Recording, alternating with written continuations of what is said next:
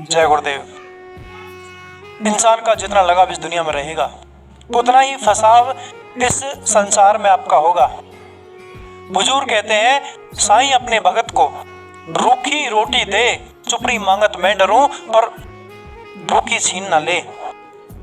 जो इंसान मालिक को लगन और ईमानदारी के साथ बराबर याद करता है, मालिक भी उसको उतना ही याद करता है। मालिक अपने भगत की एड़ी से लेकर चोटी तक का ख्याल अपने बच्चे की तरह रखता है।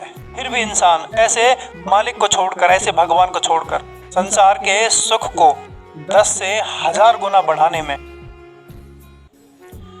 लग जाता है, लेकिन उसे यह नहीं पता संसार का सुख और दुख दोनों ही नरक जाते हैं। दोनों की गति जन्म और मरण की है। चाहे आप सुख प्राप्त करो या दुख, जन्म मरण से आपको छुटकारा नहीं मिलेगा। जितना आप सुख को बढ़ाओगे उतना ही उसमें आप फंस जाओगे। तभी तो मालिक कहते हैं, संसार में आपका जितना लगाव रहेगा उतना ही आपका फंसाव होगा। आप संसार में लगाव कम करिए और मालिक को ज्यादा याद करिए, ताकि आपका लगाव संसार में नहीं रहे, पर रहे तो एक कछुए की तरह। लगाव रहे तो एक कछुए की तरह। कछुआ अपना काम करके अंदर चला जाता है, अंदर समेट लेता है अपने आप को। उस तरह इस संसार में आप अपना लगाव रखिए, वरना फंस जाओगे, और फंस गए तो फिर निकलने वाले नहीं है। और जब इंसान अपने 10 गुने काम को 1000 गुना करने में लग जाता है, तब वो भूल जाता है अपने असली काम को, कि उसका असली काम क्या है, क्या उद्देश्य था उसका जो इस दुनिया में आया, क्या उद्देश्य था उसका जो उसको इंसान का शरीर मिला। और जब जब वो अपने असली काम को भूला, तब उसे जन्म मरण की पीड़ा सहन करनी पड़ी। हर बार यही तो होता आया। 84 लाख योनियां आपने ना जाने कितनी बार बिताई, कितनी बार आप चील कौवा आदि पक्षी बने, जानवर बने, फिर आपको एक इंसान का शरीर मिला, और ये भी आपने दुनियादारी के काम में इस तरह निकाल दिया जिस तरह जानवर अपने शरीर को भोग विलासों में निकालते हैं। तो जन्म मरण के चक्र से आपको कैसे आजादी मिलेगी? इस शरीर पाने का फिर आपको लाभ क्या रहा? और ये काम आपने क्यों किया? क्योंकि आपको 10 का 1000 गुना करना था। बस इसी बात को समझो।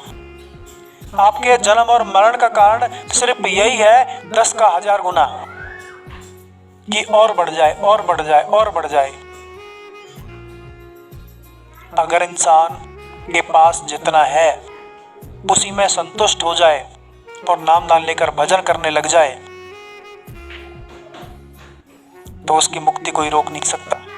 बुजुर्ग कहते हैं, जवाब है संतोष धन, सब धन धूल समान। जितना इंसान के पास है, अगर उसी में संतुष्ट हो जाए और उस मालिक की याद में तत्पर लगा रहे, तो जो उसके पास कमी भी है उसकी भी पूर्ति हो जाती है।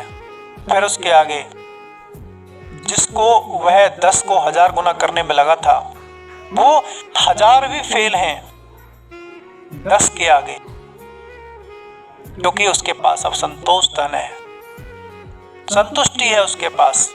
उसने मालिक की बातों पर विश्वास किया, क्योंकि मालिक कहते हैं, प्रारब्ध में आपका जितना होगा उतना तो आपको मिलेगा ही। जो आपके प्रारब्ध में नहीं है उसको गुरु पूरा करेंगे। फिर किस बात की फिक्र है? फिर किस लिए 10 का 1000 गुना करते हो?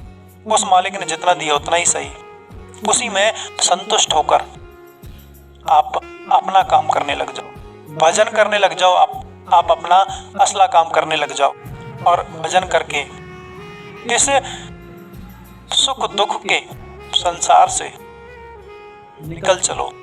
मतलब यहाँ से भाग जाओ, जन्म मरण के चक्कर से यहाँ से निकल जाओ, अपना असली काम करके, भजन करके। 10 का 100 गुना ये अपना काम नहीं है। उस मालिक पर विश्वास रखो जिसने आपको ये शरीर दिया, वो आपका खाने दाने का भी इंतजाम करेगा। उस गुरु पर विश्वास रखो, वो आपको देगा ही देगा। कहते हैं प्रारब्ध पहले रचा, पीछे रचा शरीर, स्वामी चिंता क्यों करे, स्वामी चिंता क्यों करे, भजले रघुवीर। जब आप इस दुनिया में नहीं थे, उससे पहले आपका खाने दाने का इंतजाम कर दिया। जैसा कि गुरु महाराज कहते हैं, जब बच्चा माँ के पेट में होता है, उसका खाने दाने का इंतजाम भगवान गुरु पहले करता है। जितना आप 10 को 1000 गुना करने में लगाते हो, उसका 1/4 भी हिस्सा अगर आपने मालिक के दीदार में लगा दिया तो आपको जिंदगी भर का सुख मिल जाएगा। वो मालिक जब आपको मिल ही जाएगा, जिसने पूरी खिलकत को बनाया, जिसने पूरी कायनात को बनाया, जिसने हीरे मणि मोतियों को बनाया, जब आपको मिल ही जाएगा तो फिर आपको 10 का 1000 गुना करने की क्या जरूरत पड़ी। फिर तो जो इच्छा कीनी मन माही, हर प्रताप कछ दुर्लभ नहीं। जो आपके मन में जिस चीज की इच्छा उठती है, उस चीज को सहज ही में पालो। क्या जरूरत है अपना पूरा समय इस संसार में देने की। पहले उसको पालो जिसने पूरी कायनात को बनाया, पहले उसको पालो जिसने पूरे संसार को बनाया, जिसने सुख दुख को बनाया, जिसने हर चीज को बनाया। फिर आपको किसी से मांगने की जरूरत क्या। जो आपके मन में आए आपने प्राप्त कर ली। जिसने पूरी खिलकत को बनाया, जिसने पूरी कायनात को बनाया, आप उसको पाओगे कैसे, कैसे उसके दर्शन करोगे। उसके दर्शन के लिए एक रास्ता चाहिए, और वो रास्ता आपको कौन देगा। वो रास्ता आपको शब्द वेदी गुरु से मिलेगा। और उन शब्द वेदी गुरु का सत्संग 11, 12, 13 जुलाई को जयपुर में होगा। वैसे तो उनका आश्रम उज्जैन में बाबा जय गुरुदेव के नाम से है, लेकिन उनका सत्संग 11, 12, 13 जुलाई को जयपुर में। आप वहां से वो रास्ता ले सकते हैं उस मालिक का दीदार करने के लिए जिसने पूरी कायनात और हकीकत को बनाया। जय गुरुदेव।